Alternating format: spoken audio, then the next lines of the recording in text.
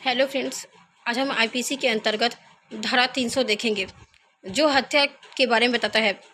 व्यक्ति प्रत्यक्ष रूप से या अप्रत्यक्ष रूप से किसी व्यक्ति की हत्या करता है तो उसे धारा 300 के अंतर्गत बताया गया है किस प्रकार से वह हत्या करता है।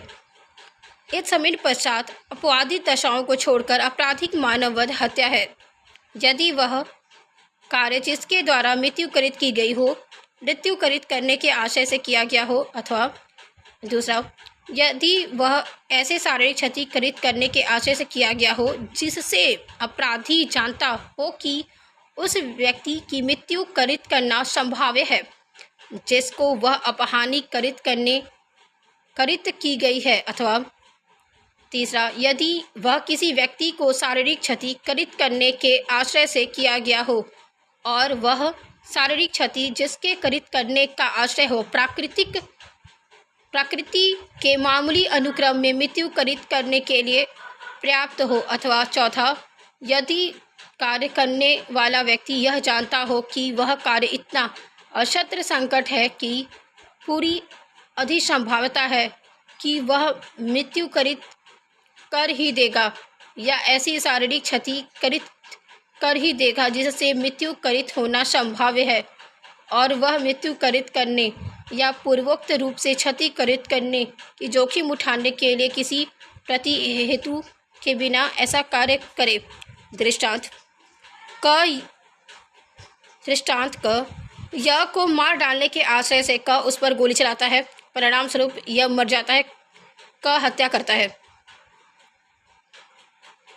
क यह जानते हुए कि यह ऐसे रोग से ग्रस्त है कि संभाव्य है कि एक प्रहार उसकी मृत्यु करित कर दे, शारीरिक क्षति करित करने के आशय से उस पर आघात करता है या उस पर प्रहार के परिणाम स्वरूप मर जाता है। क हत्या का दोषी है।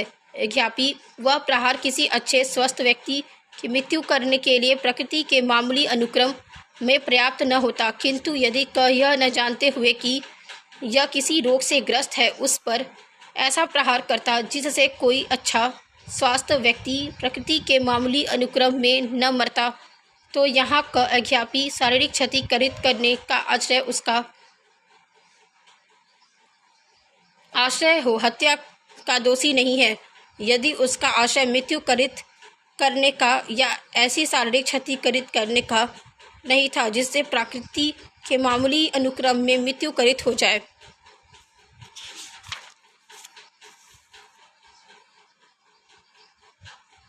ग यह को तलवार या लाठी से ऐसा घाव या शासय करता है जो प्रकृति के मामूली अनुक्रम में किसी मनुष्य की मृत्यु करित करने के लिए पर्याप्त है, परिणाम स्वरूप यह की मृत्यु करित हो जाती है। यहाँ का हत्या का दोषी है या भी उसका आश्रय यह की मृत्यु करित करने का न रहा हो।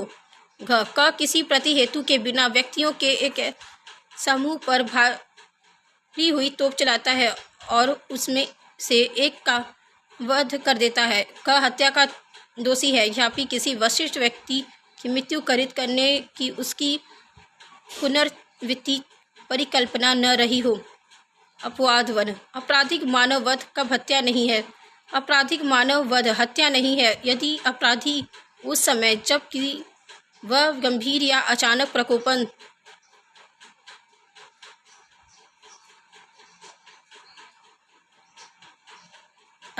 प्रकोपन से आत्मसंयम की शक्ति से वंचित हो। उस व्यक्ति की जिसने की वह प्रकोपन दिया था मृत्यु करित करे या किसी अन्य व्यक्ति की मृत्यु भूल या दुर्घटनावश करित करे। ऊपर का अपवाद निम्नलिखित परंतुकों के अध्याधीन है। पहला, यह कि वह प्रकोपन किसी व्यक्ति का वध करने या हानि करित करने के लिए अपराधी द्वारा प्रतिहेतु के रूप में इच्छित न हो या स्वेच्छा प्रकोपित न हो। दूसरा, यह कि वह प्रकोपन किसी ऐसे बात द्वारा न दिया गया हो जो विधि के पालन में या लोक सेवक द्वारा ऐसे लोक सेवकों की शक्तियों के विधि पूर्ण प्रयोग में की गई हो।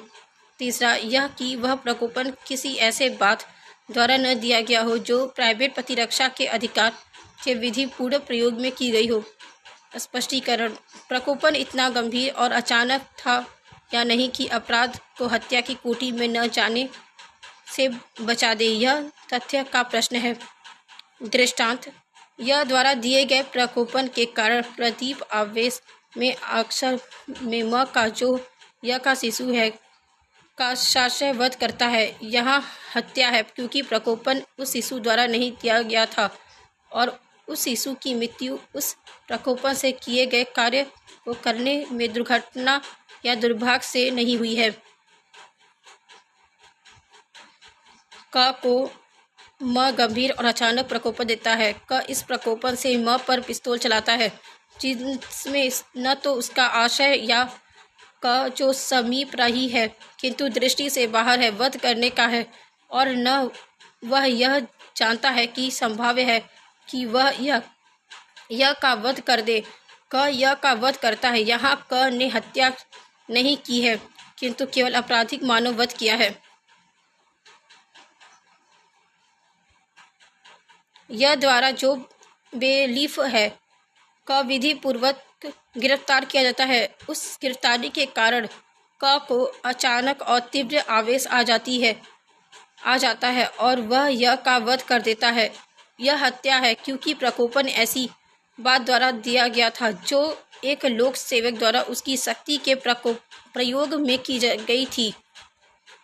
यह के समक्ष जो एक मजिस्ट्रेट है साक्षी के रूप में क उपसंजात होता है, यह कहता है कि वह क के अभिसाक्ष्य के रूप में अभिसाक्ष्य के एक शब्द पर भी विश्वास नहीं करता, और यह कि क ने शपथ भंग किया है। क को इन शब्दों से अचानक आवेश आ जाता है और वह यह का वध कर देता है, यहाँ हत्या है।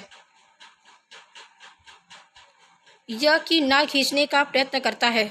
यह प्राइवेट प्रतिरक्षा के अधिकार के प्रयोग में ऐसा करने से रोकने के लिए क को पकड़ लेता है। परिणाम स्वरूप क को अचानक और तीव्र आवेश आ जाता है और वह यह का वध कर देता है, यहाँ हत्या है, क्योंकि प्रकोपन ऐसी बात द्वारा दिया गया था जो प्राइवेट प्रतिरक्षा के अधिकार के प्रयोग में की गई थी।